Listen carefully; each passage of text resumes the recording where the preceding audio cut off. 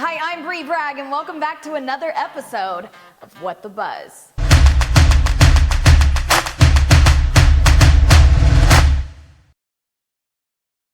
We're kicking it off with the most exciting buzz of the week, in my opinion, and I'm pretty sure this one is gonna have all you 90s babies screaming with joy. Because the cast of my favorite show from my childhood, Lizzie McGuire, reunited for a table read. Wow. They got the entire crew back together, and they did a read of the famous Bra episode.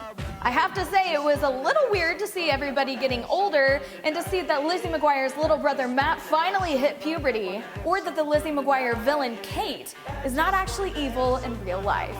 As you may know, Hilary Duff had been filming an adult version of Lizzie McGuire, what Lizzie is like in her adult life. I've been so excited for it, and unfortunately, Disney shot it down. So since we're not getting Lizzie McGuire 2.0 right now, or maybe ever, the table read was exactly what I needed in my life. And to make it even more epic, the crew joined in to sing the opening song from Lizzie McGuire. Sometimes you fake it. Not well, but they did it.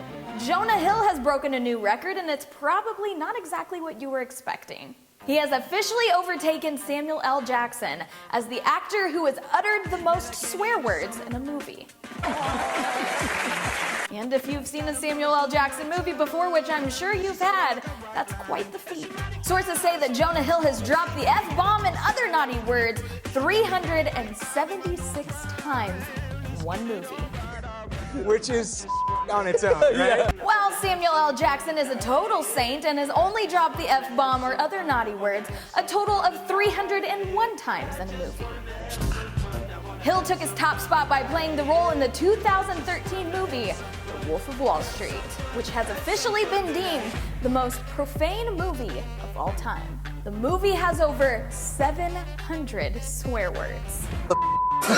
So I'm gonna go ahead and not recommend that for family movie night. While Jonah Hill takes the top spot, Leonardo DiCaprio comes in a close second. His swear words tally came to 361 in The Wolf of Wall Street. I thank you all for this amazing award tonight. And we're not really sure if Leo is proud of this or not, considering his lack of awards.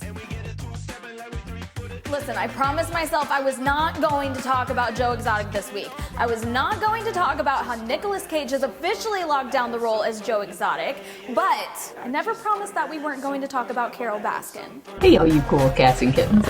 All eyes are on who is going to be cast as Carole Baskin in the new scripted Tiger King series. And it looks like the honors may be going to Tara Reid. Not gonna lie, I didn't see that one coming. Her manager was quoted saying that they are in talks with the producers and Tara is being seriously considered. He also said that Tara loves Tiger King and she believes that she could really get into the role of Carole Baskin. Carole Baskin killed her husband, whacked him. Can't convince Less than exciting news if you hate musicals, because a sing-along version of Grease will be airing on CBS. Tell me about it. It'll be airing in June, the same night that the 74th annual Tony Awards were supposed to be airing. Apparently, the sing-along show will feature pop-up lyrics so you and your family can sing along to all of the bops like this.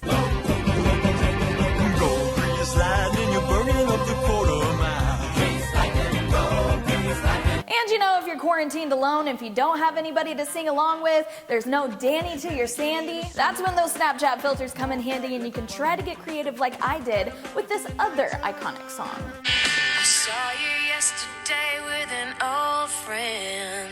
It was the same, how have you been? And yes, I would like to accept the award for the best collaboration. Thank you for asking. And if the Grease sing-along sounds like something that you would love to torment your family with, then you want to mark your calendars for Sunday, June 7th at 8:30 p.m. Eastern Time on CBS. You're welcome. You want to know something I have no business talking about? Sports. But while this next story involves an athlete, it's mostly about shoes. And that's definitely something I can talk about. Shoes. years. A pair of original Michael Jordan Air Jordans have smashed auction records, hitting an unprecedented $288,000. Those shoes now hold the record for the most expensive Michael Jordan memorabilia piece to be sold ever, surpassing the $190,000 pair of Converse that were worn in the 1984 Olympic Games. In movie news, Simon Cowell's 6-year-old son Eric has officially landed his first big movie role. He will be starring as himself in the new animated Scooby-Doo movie. The one and only, everyone's favorite villain judge, Simon Cowell, announced it on his Instagram, where he said that he watched Scooby-Doo as a kid and he is thrilled to be able to be watching it with his son now. He said when he was asked if Eric could play the role in the new Scooby-Doo movie, it was the quickest yes he has ever said, which is quite the opposite from what we were all used to on American Idol. What do you think I'm going to say to you? No. Correct. Goodbye.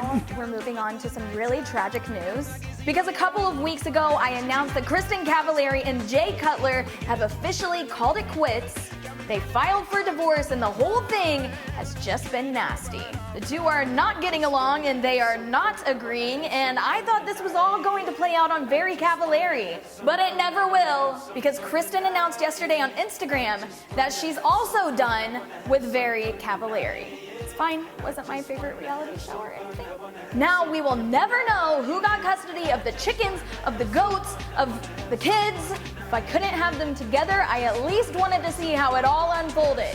That's honestly unacceptable. YouTube has launched a trailer for a new competition series called Sleeping with Friends. Ow! And it's probably not what you think, because the people will actually just be sleeping. Apparently, that's the entire goal of the educational reality competition. In the series, the competitors will try to improve their sleeping habits with new techniques and products. Which leads me to wonder how I can sign myself up for this show. Do you smell that?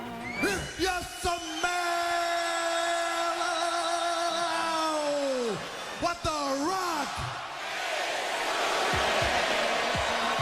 Well, soon everybody will be smelling what The Rock's daughter is cooking, because she's gonna be following in his footsteps and is training to be a WWE wrestler. Simone Johnson, Dwayne The Rock Johnson's 18-year-old daughter, has officially started training to become the next WWE wrestling superstar. The Rock said while he's surprised, it's also an honor that she wants to follow in his footsteps.